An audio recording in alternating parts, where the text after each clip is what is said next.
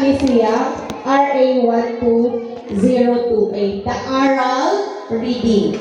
So now, who are eligible for oral support? So kinsa man sila? So these are students under frustration level. So nag-base ni siya sa katong beginning of school year. The result of Phil-Iri. Katong pabasa. Okay.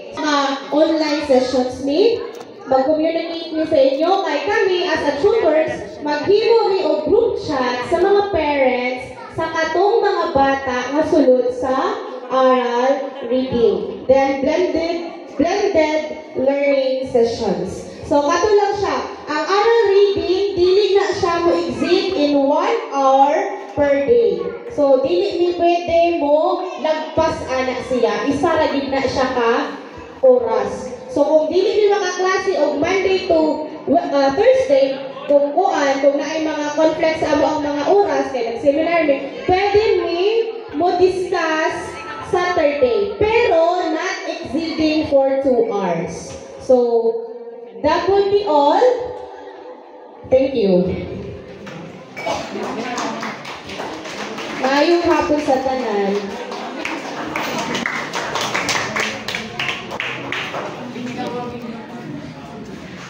To present the oral technical working group and tutors, let us welcome again Mr. Mark P. Arpaito. Let's give him a round of applause, please.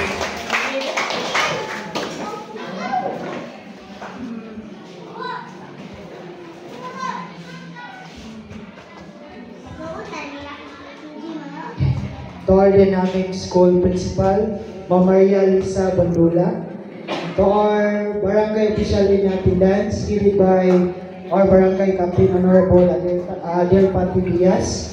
To our honored guests on the head table, parents, students, good afternoon. It's my honor to present to you the technical working group for both elementary and secondary and tutors. For that technical working group, we have the focal lead, Ma'am Maria Lisa T. Bandula.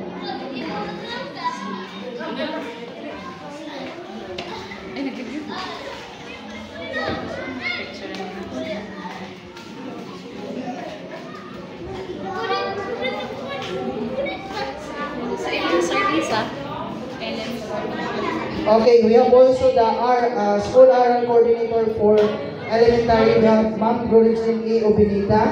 School oral coordinators for secondary, we have Georgette P. Holiza. Subject lead, Ma'am Evelyn R. Ampis. Oral reading secondary, we have also Ma'am Luzbin Seriero. Reading elementary, Sir Ryan E. Balasi. Subject lead mathematics, we have Sir Antonio C. Arienza. We have also the subject lead mathematics for elementary, Sir Rowell O. Tagra. For non-teaching staff, we have Sir Jumari P. Argos. We have also Ma'am Almira M. Bandula. For the guidance advocate, we have Sir Gerson E. Barrios. We have the school nurse for secondary, Ma'am Mary Ann Pearl C. Villegas. For the school nurse elementary, we have Ma'am Mitchell Balbuena.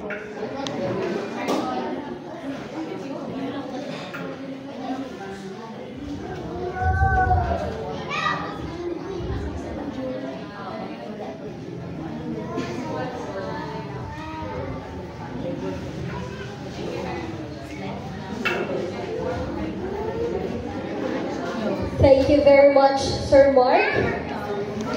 Indeed, a program becomes more powerful when it is supported not only by the school, but also by the community. This time, let us hear words of support from our honorable guests and partners in education.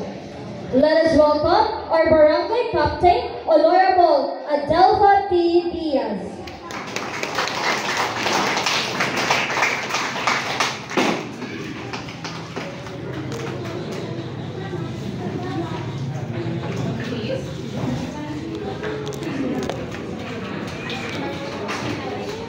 Ikaw na po na yun. Salamat sa ato ang bago nga MC. Karon pa ko kakita ani bago nga magtutudlo diri. Sa akong mga kauban sa grupo, Kagawad Rogelio Sebastião, Kagawad Randy Okoy, Kagawad Tejano Dominici, Kagawad Gaston Jerwin o hapon ang atong hunahuna no to naging manguli tingtawag sa baboy tigdungag pero ato niya agwantahan unsaon man nga gitawag man ta gitawag ang mga nanay o mga bata aron maminaw aning orientasyon academic recovery and accessible learning aral program LOTSEC. So nadugangan ang mga magtutudlo o isa ka oras bagay nilang pagtudlo no nga makaantigog yun ang atong mga anak. So magpasalamat ta sa gobyerno kay nangapay gidugang nga kuan ingon pa gidugang o kahago sa ato ang mga magtutudlo. Atong palakpakan atong mga magtutudlo. Labi na yun sa ato ang buutan o permente nagpaluyo Ma'am Lisa way paglubad. May hapon ma'am sa ato ang presidente diri sa eskwelahan Mas Arlene may hapon. So mga nanay atong ng dumdumon kung mahaponan ng atong mga anak ato na lang pong sugat-sugaton diri sa eskwelahan.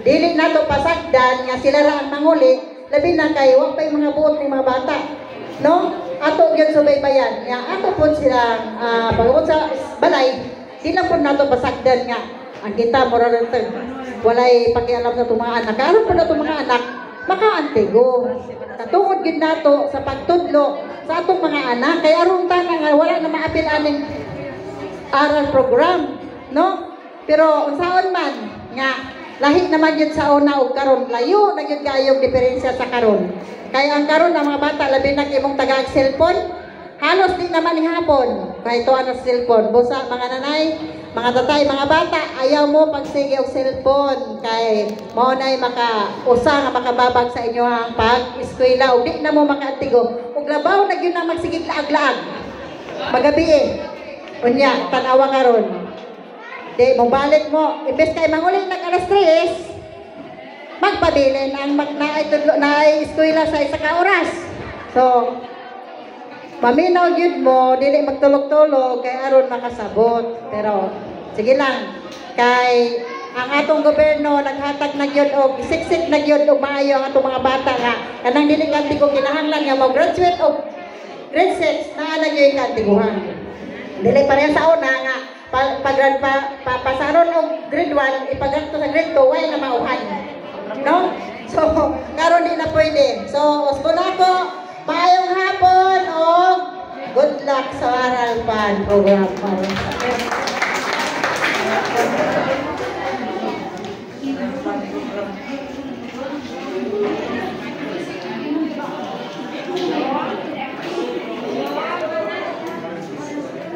Cam, for your wonderful message.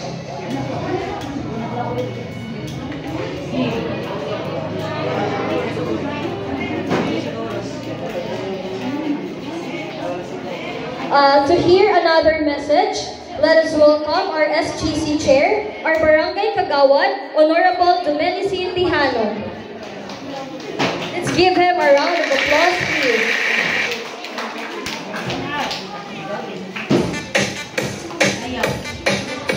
Salamat, ma'am. Mayong hapon sa tanan sa ato abdik na kapitan, Abdik Padiyas, sa ako mga kauban sa buhat, mayong hapon, din na ako sisahod. Sa atong abdik na prinsipal, Ma'am Lisa, ma'am, mayong hapon. Sa tanan mga magtutudlo, mayong hapon. O sa mga nanay, o mga tatay, mayong hapon na ng tanan. Mga bata, sa tanan ako nagpasalamat nga kitang tanan niya karon aron mahibalo sa